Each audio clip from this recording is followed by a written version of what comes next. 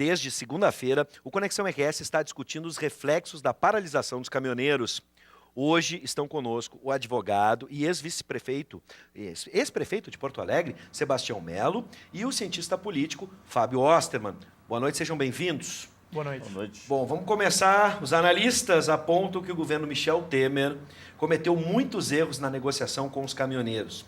Que equívocos foram esses e qual o impacto político da paralisação? Vocês concordam com essa avaliação que houve equívocos na negociação?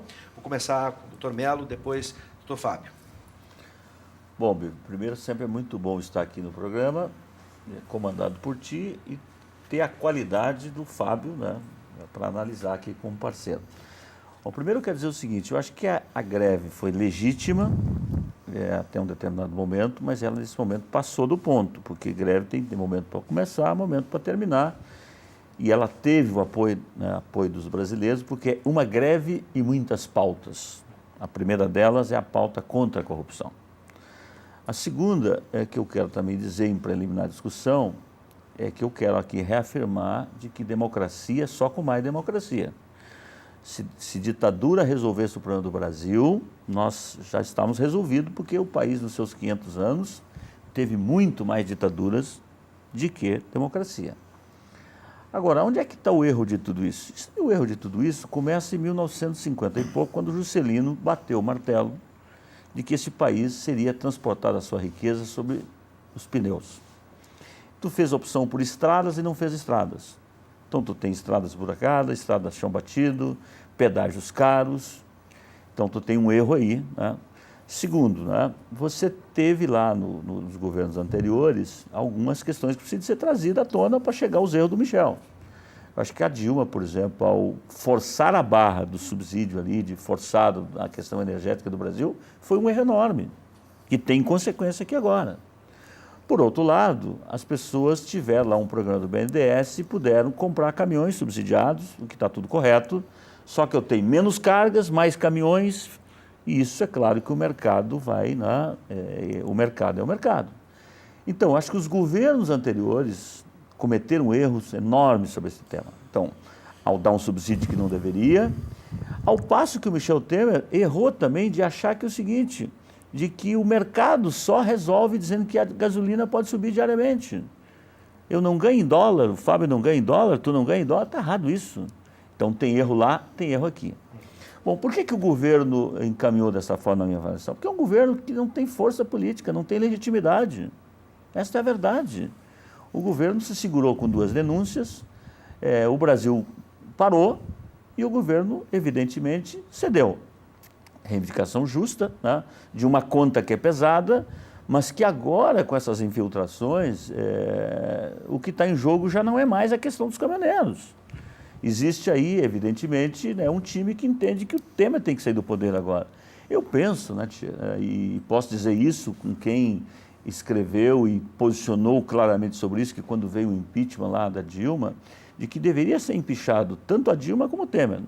Não foi isto, o Congresso entendeu de outra forma e, portanto, agora falta 6 meses para terminar o governo e falta 4 meses para a eleição. Então, eu acho que não vejo saída do Temer nesse momento e eu acho que a grande intervenção do brasileiro tem que ser no voto. Aliás, por votar de forma inconsequente muitas vezes, esse país está desse jeito, porque democracia não é só votar, é participar, é cobrar, é acompanhar, é ver a ficha de quem é candidato e não ir no oba-oba, né? Como acontece nas eleições brasileiras, eleições curtas, né?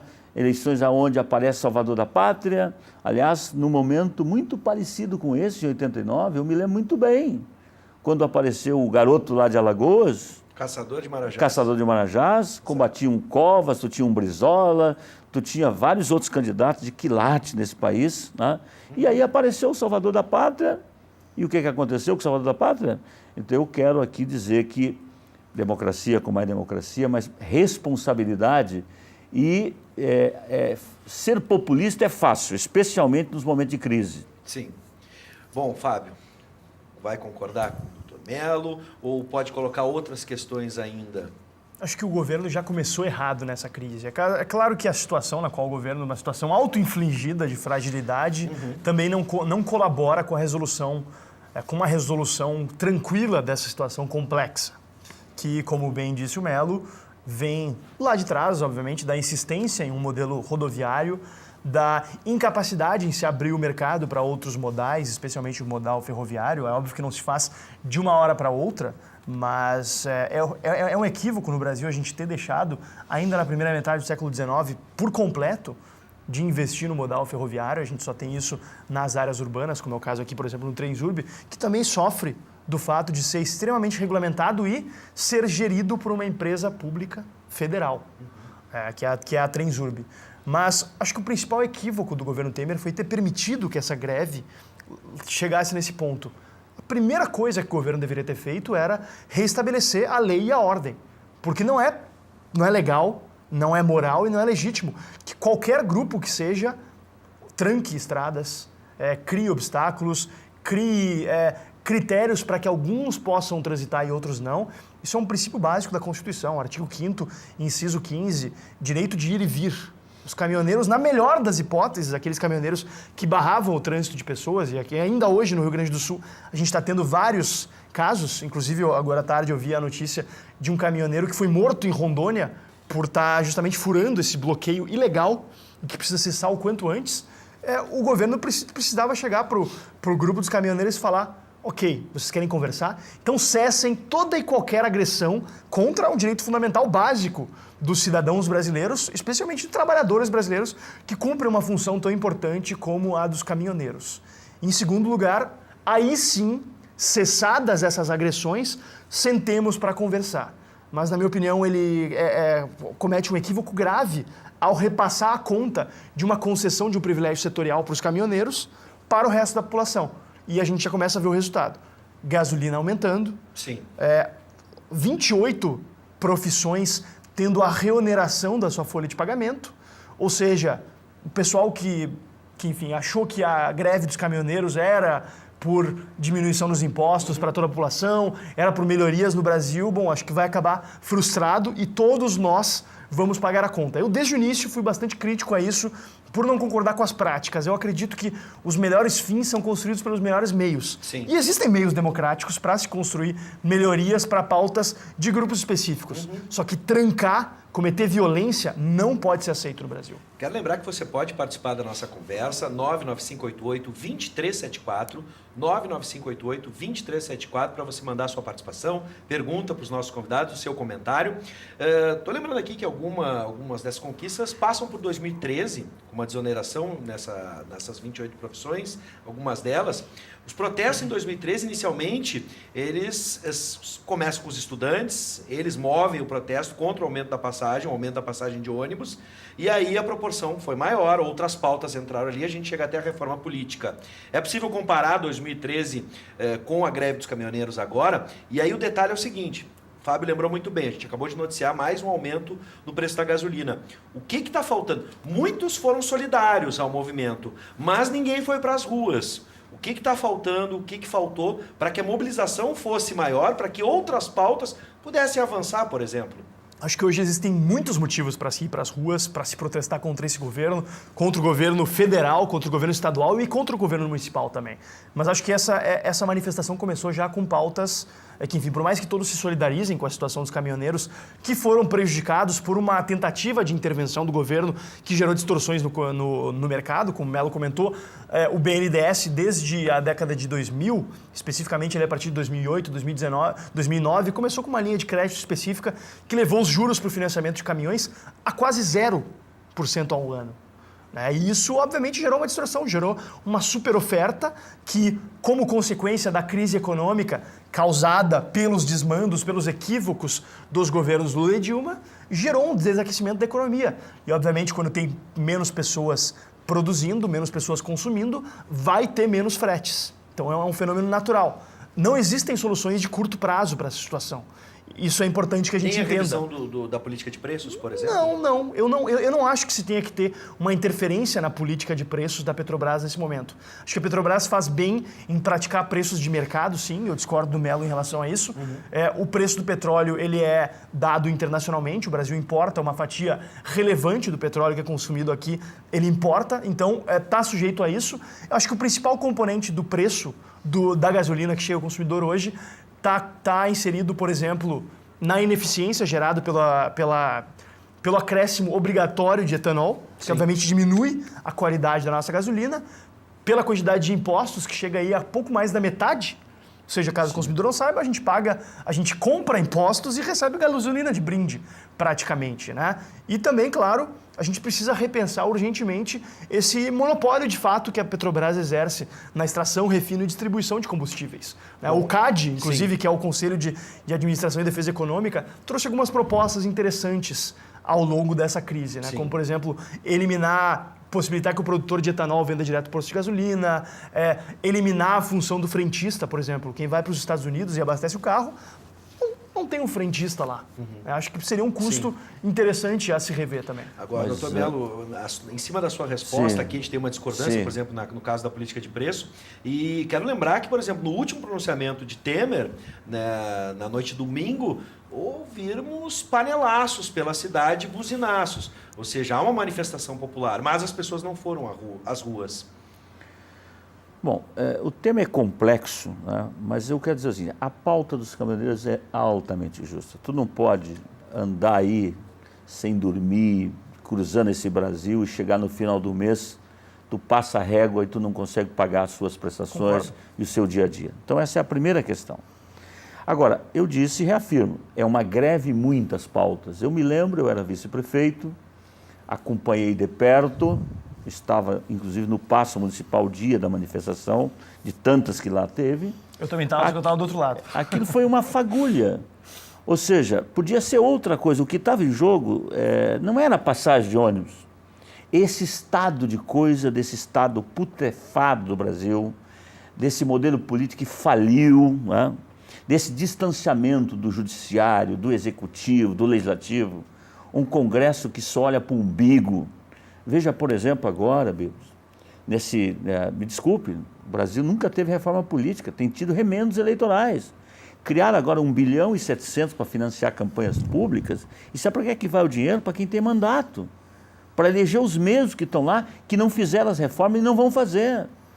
Eu quero dizer assim, ó, que eu tenho debatido em vários momentos, né, em vários ambientes. Eu acho que o Brasil precisa criar uma concertação, uma certa unidade, fazer uma constituinte exclusiva, não cameral, né? E que aqueles que viessem a concorrer a essa constituinte ficassem impedidos aí um bom tempo de não concorrer a nada, para rever essa Constituição do Brasil que tem travado o seu desenvolvimento, em vários aspectos. Nosso mal está ali, né? Porque para onde você mexe, tu tem amarras, né? E é claro que tu tem um sistema tributário altamente injusto, quem paga imposto nesse país é pobre, porque o preço do arroz, o imposto do arroz, do feijão, da farinha, da polenta é o mesmo para o rico, para o classe média e para o pobre, banqueiro não paga imposto, grandes empresários não pagam imposto, e os coitados caminhoneiros muitas vezes maneteados pelos donos das empresas, olha, vamos lá, tu tem que aceitar esse frete, senão tu não vai trabalhar. Então, por exemplo, tem várias questões que eu acho que o Brasil podia mexer, que são incentivos fiscais que dão sem nenhum critério e que nunca é aferido nesse Brasil se aquele setor está produzindo ou não. E acho equivocado tirar alguns incentivos. Por exemplo, se você tirar da folha de pagamento do transporte coletivo do Brasil hoje, o incentivo que foi dado é um equívoco. Por quê? Porque hoje tu tem uma passagem que o cidadão não consegue pagar e um setor que está tendo enorme prejuízo. Agora, tu tem que ter muito critério. Não posso dar, né, na forma do lobby, sem nenhum estudo científico, incentivos fiscais. Então, acho que o governo, antes de falar de aumentar imposto, e não há espaço para aumentar imposto nesse país... Né? E já recuou dessa ideia, né? Não há espaço para isso, claro. Não tem como. Ele que tem que tratar disso de outra forma. Sim. E acho que a questão da Petrobras, eu volto a dizer, eu acho que foi altamente equivocado quando a Dilma diz, olha, o gás não era aquele preço, ela diz, não, tem que baixar o gás, tem que baixar a gasolina, tem que baixar a energia. sem o mercado comportar aquilo. O reflexo disso agora. Agora, por outro lado, se eu boto aumento diário na gasolina, não suporta o cidadão. Então eu diria o seguinte, eu não conheço, Fábio, nenhuma mudança na humanidade quando o mar está tranquilo. Eu estou achando o seguinte, que toda essa movimentação tem que nascer um Brasil melhor. Porque nós acreditamos, o Brasil tem jeito, esse Brasil com tudo isso tem uma riqueza enorme, tem um povo trabalhador, um povo honesto, um povo digno, tu entendeu? E nós temos que apostar nisso, fazer, evidentemente, acelerar essa questão do combate à corrupção, que é um dos grandes males, a ineficiência do serviço público é outro grande mal desse país. Você tem carga tributária enorme, serviços ruins. A questão, né, tributária aqui não tem mais. As pessoas, como é que eu vou aumentar imposto? As pessoas não têm mais como pagar. Eu tenho 5 minutos e eu quero dividir 2 para cada um, tá? Então é o seguinte, com tudo isso que o Dr. Mello disse, por exemplo, a gente falou de reforma política, a gente falou de reforma tributária, a gente falou a questão energética, né, os modais que temos aí, inclusive para o transporte, 2018, o que dá para esperar? Vocês já, por exemplo, vislumbraram nos candidatos que já estão como pré-candidatos alguma posição a respeito disso? E tudo que está acontecendo, o que pode transformar nessa corrida eleitoral? Está complicado, o debate está muito pobre. Especialmente porque o debate está sendo levado para os extremos, e isso tende a empobrecer, isso tende a eliminar as possibilidades de se ter certos consensos básicos em relação sobre para onde o país deve ir. Mas eu acho que, por mais que eu seja até, enfim, eu sou muito cauteloso em relação a essas grandes ondas e grandes... essa aura de revolução que às vezes paira sobre o nosso país, que tem certas afinidades com o que aconteceu em 2013. Eu vejo certas semelhanças entre o que aconteceu em 2013 e o que acontece hoje, porque havia naquela época também, eu até comentei brincando que o Mello estava do lado de dentro do Paço Municipal, eu estava do lado de fora, porque eu realmente fui como observador para tentar entender e depois fui como ator, efetivamente, daquelas mobilizações, porque eu vi que era uma oportunidade para a gente verbalizar algumas pautas. Mas era uma época que parecia que tudo era possível. E os Black Blocs botou fora aquilo, né? Porque eles... Exato. Era uma época que parecia que tudo era possível. Era uma época que parecia que o Brasil realmente ia mudar. E não mudou. De certa maneira, mudou para pior, lamentavelmente. É óbvio que a gente teve vários avanços nesse período. Especificamente, houve um levante da sociedade civil que depois acabou possibilitando o impeachment de uma presidente eleita pelo maior partido do Brasil, pelo partido mais forte do Brasil. Então, foi um feito significativo se ter podido conter aquele projeto de poder, que era um projeto de poder essencialmente autoritário. Sim. Eu vejo possibilidades para esse ano, eu sou otimista, apesar dos pesares, porque eu vejo que há uma parcela da população insatisfeita e que está disposta a fazer alguma coisa diferente e construir algo e a se informar. Eu tenho muito medo também desse crescimento da onda das chamadas fake news, porque as pessoas compartilham conteúdo e divulgam informações de forma absolutamente acrítica. Mas eu acho que no final das contas, isso reforça inclusive o papel da imprensa e a importância de a gente ter meios jornalísticos, como é o caso da TVE, enfim, da Ubra, do Conexão RS especificamente, um programa que eu venho com muita frequência, com muita honra, que tem um jornalismo de qualidade que possibilita que a gente tenha informação. E no caso, a TVE, a notícia já nos traz outra perspectiva. Mas enfim, doutor Mello, os 2 minutos finais, por favor. Eu não tenho bola de cristal. Mas eu vejo o seguinte, nós temos uma eleição com 23 pré-candidatos, que deve reduzir para 15, 16, e vão se esgrimar para chegar ao segundo turno. Esses debates aqui colocados não estarão no primeiro turno. Eu vi, por exemplo, no dia da segunda-feira agora, o Alckmin passou 2 horas na Associação Comercial de São Paulo e não falou uma vírgula sobre a crise do Brasil. Ele que representa um dos maiores partidos do Brasil. Agora, no segundo turno, eu acho que sim, que é uma eleição de 2 turnos, esses temas terão que ser enfrentados. E vão ser enfrentados. Agora, o modelo político brasileiro não permitirá as reformas que o Brasil precisa de ter. Porque tu tem 35 partidos, seja o presidente que se eleger, vai ter que compor com esse Congresso Nacional, que vai ser, infelizmente, muito pouco renovado, e, portanto, pessoas com vícios enormes de paternalismos, que se trabalha não pelo Brasil, mas para se reeleger, durante 4, 8, 10, 12 anos, o cara se elege num dia e no outro dia ele está na estrada pensando em reeleger. Então, o Brasil precisa fazer uma reforma política para a democracia e não para os políticos. Então eu acredito, né, que, em tendo juízo de quem vem ganhar a eleição, tem que construir pautas, porque democracia é busca de consenso, é busca de diálogo, é busca de respeitar quem pensa diferente, e não isso que está aí hoje, a intolerância. É o que a gente tenta fazer aqui, graças à presença dos nossos convidados. Sejam sempre bem-vindos. Osterman, Melo, vocês estão em casa.